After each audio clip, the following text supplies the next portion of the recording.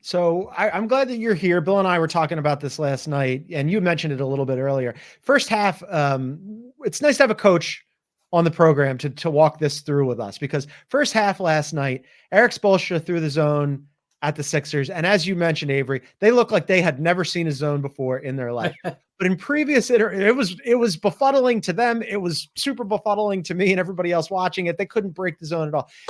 The difference being that in previous years, and Bill can get into coaches that have coached the Sixers previously, there might not have been the required adjustments. We'll just say that. At the half, I thought Nick Nurse made some really fantastic moves throughout the game. And then also, I don't know if you caught this, Avery, but after the game, at the very end of the game, Nick Batum had a fantastic game, and including a game clinching block at the very end. And he was asked about it afterwards, and he said, hey, right before that happened during the timeout, the assistants came to me and showed me the exact play that the Heat ended up running. So I was prepared for it. And I just think Nick Nurse and his coaching staff have been such a boom and a boost to the Sixers. But my point here is that coaching matchup last night was really interesting. I felt like they were really going tit for tat last night. Yeah, it was definitely a chess match, and especially with the zone. And let me kind of temper some of the coaching with Philadelphia. All right. Okay. And so we're excited about Nick Nurse and the supposedly adjustments they made, which is great. Yeah. Okay. When you have a guy like Nicholas Batum make 6 3-point shots, okay, Fair. and make your threes, it makes Fair. your play better. Okay. Yeah. Coaching didn't have anything to do with Nicholas Batum making those 6 threes. Yeah. All right. And when he makes those 6 threes, then it opens up the middle of the floor. Then you have to cheat a little bit more towards Nicholas Batum. Then that creates more driving lanes. That sets up Embiid a little bit more. That forces the Miami Heat maybe to reconsider the zone and now play man-to-man. But some of those shots, contested shots, that Nicholas Batum made wasn't because of some cute play Philadelphia drew up. It's just that the ball fair. bounced and he made some plays. If those shots, if he goes 1 for 6 or 1 for 8 from 3, Philadelphia loses, and we're not talking about the great adjustments that coaches made for on the Philadelphia side. Coach, that is the reality of a one-game play-in. Any statistical, the Nick Batum game can happen. It can swing the game. Not the case, obviously, in a best-of-7 series. I believe that the previous Sixers coach that John was referencing was one Doc Rivers, who obviously now coaches the Milwaukee Bucks. Now, I don't think it's a lock that they're going to get past the Pacers, especially with Giannis's injury, and play the winner of Knicks Sixers. But let's say that they do. Do you think Nurse or Tibbs is going, whichever team advances, is that a significant coaching advantage against the Milwaukee Bucks in the second round if the Bucks get there? Is Doc Rivers a lesser tactical coach than the guy that replaced him, or the guy that he could play if the Knicks go? In terms of being a tactical coach, if Giannis Antetokounmpo is healthy and Damian Lillard is playing at a high level and playing similar to the way he played offensively in Portland, Doc Rivers plays and his tactical strategy will be much improved. If they play, subpar defense, if Brook Lopez doesn't make any threes, whatever plays that Doc Rivers and his staff draw up, the players have to make plays.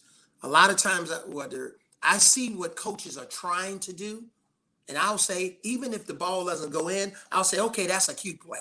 That was a nice adjustment. Yeah. But players in the playoffs, still have to make plays. Doc Rivers can draw up the cutest play known to man to get Giannis a wide open dunk.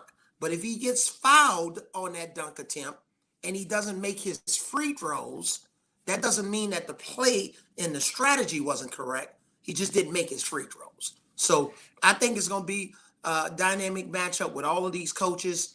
Doc Rivers has won a championship. He's been in a lot of 7-game series of, and obviously they didn't come out on the winning side of those 7-game series. We get that.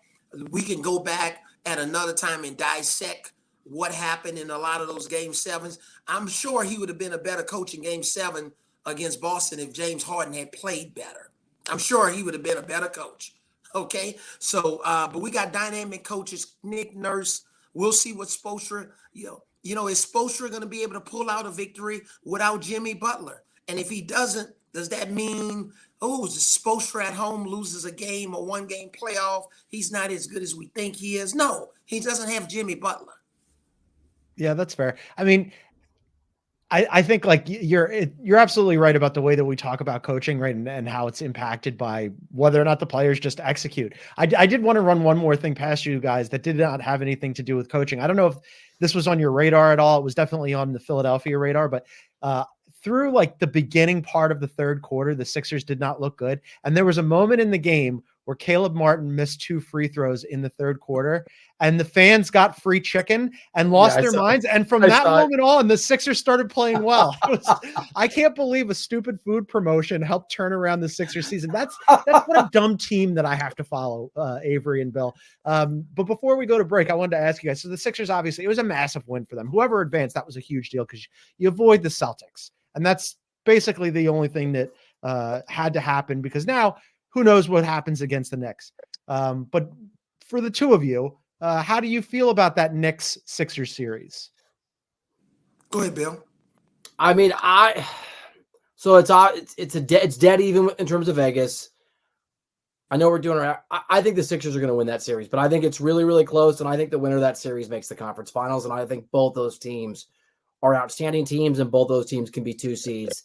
Obviously, if Embiid doesn't get healthy, the Knicks are the 2 seed, and the Sixers are as the second best team in the Eastern Conference when Embiid plays.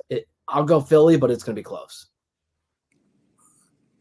I'm tempted to say Philly 4-1, but I'll give a little bit more respect to the Knicks. I'm going to say Philly 4-2. Okay. Wow. But Philly's winning that series. They have no answer for Joel Embiid. Maxey's going to put a lot of pressure on Jalen Brunson. Brunson's got to play defense in that series. They can't hide him on defense. Obviously, Julius Randle's not available. But I just think Kelly Oubre, Nicholas Batum, if he plays anywhere close to where he played, obviously, the Sixers struggled a little bit with a zone. I don't really see a zone in the Knicks defense teams. That's not. But I just think if Joel Embiid is healthy and available for every game, if he's available for the first 6 games, I have the 76ers winning in 6.